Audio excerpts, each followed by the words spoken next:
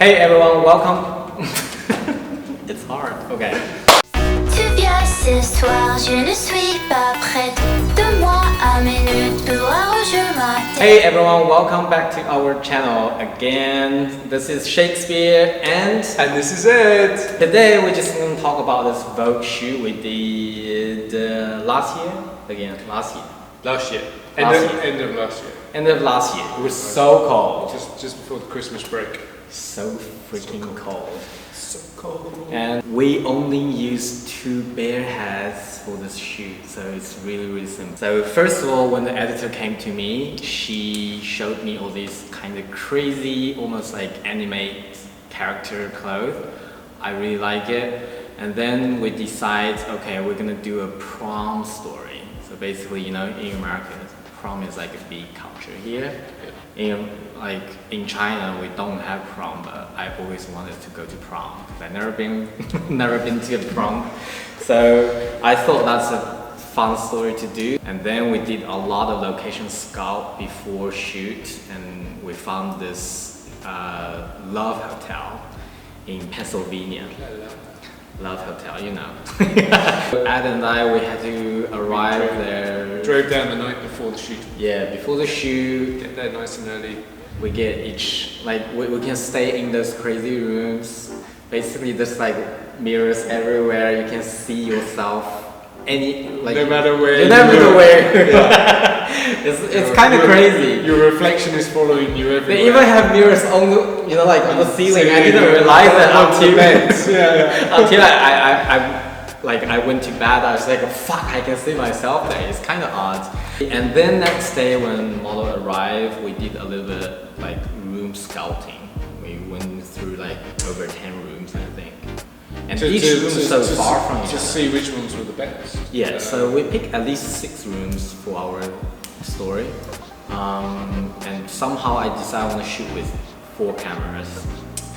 3 120 camera and 1 digital. So yeah, it was 3 film and 1 digital. I remember I used... It would have been fine to just use 1 camera. Yeah, somehow But somebody decides that it's mind. better to use 4 different ones because you can't make your mind up. In the end, I learned something is do not use your RZ67 on the location shoot.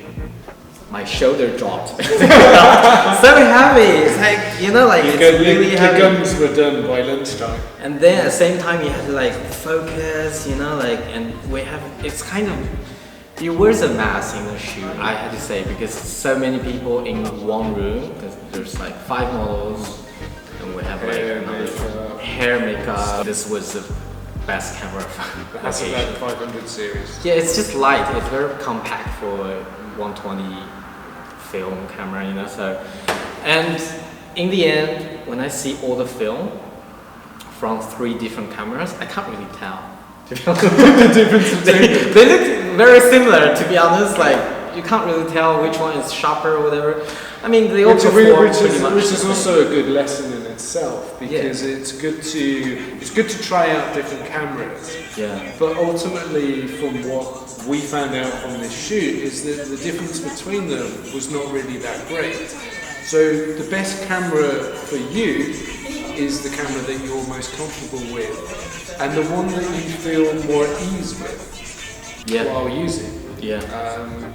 It doesn't matter if it's, you know, it doesn't have to be the best camera. Yeah, don't follow the trend. Yeah.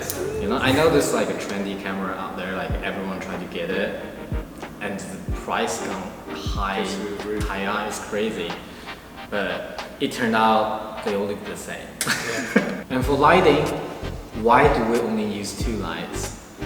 For this shoot in particular, we went very simple with the lighting for a number of reasons. Main reason was we are on location. We are shooting in multiple rooms that were spread out throughout this Love Hotel complex. So we had to take a car to get to each room. So the logistics involved where we had to set up in a room, take the pictures, and then take the set down, and then pack it into a car, move over to another room, unpack everything, get it into the room, set it up, take the pictures, pack it down, move again. Just meant that we had to be quite simple with the light. But we decided to do just 2 heads.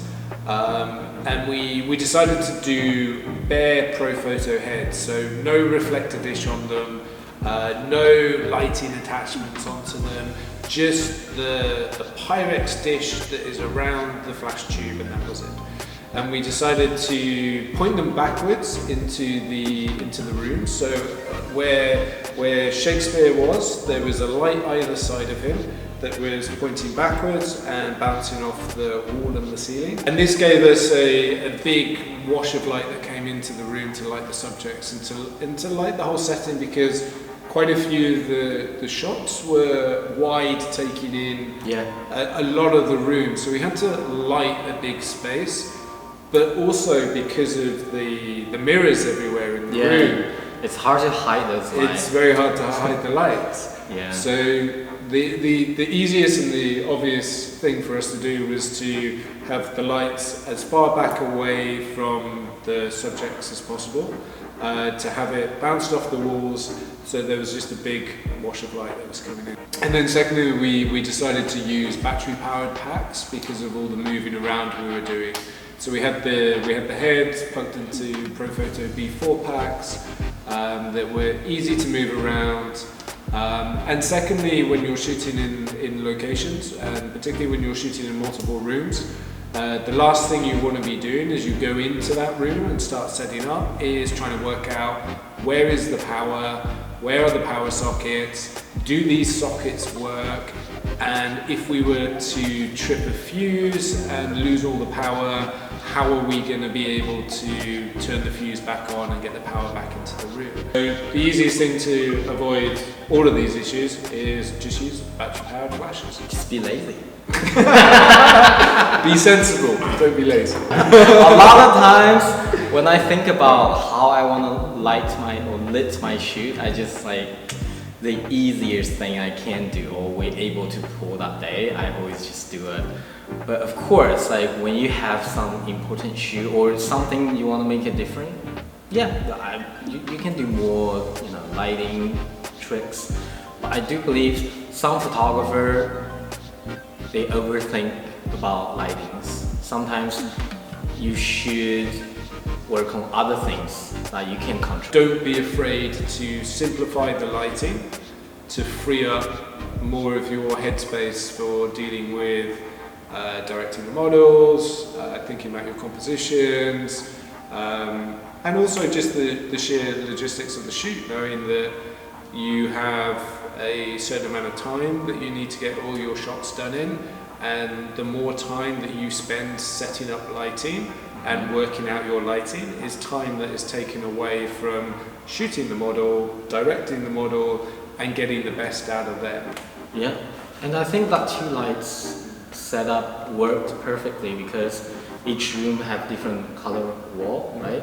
So when you bounce the light to the ceiling or the wall, you automatically get a colored feel to models. So the color of the wall is reflected in the lighting and comes forward onto the whole room and onto the models themselves, and it gives you a bit of variety as we were moving around. So it's not really a flash light color. It's the color from the wall. Bounce to the subject, and you just see it kind of just put everything more together.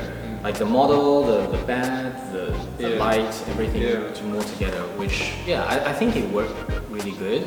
So next time you should try it, just 2 lights. Shoot Vogue with 2 lights. 2 bare hands. Keep it simple. Keep it simple. Save the headspace for dealing with the models. Yes. Okay. Thank you for watching. Remember to subscribe and click the bell button. And leave comments below. If you have any question, don't hesitate to ask in the comment. We will try to answer them as much as we can. As quickly as possible. Alright， 同学们点赞、评、转发，爱你们，哇！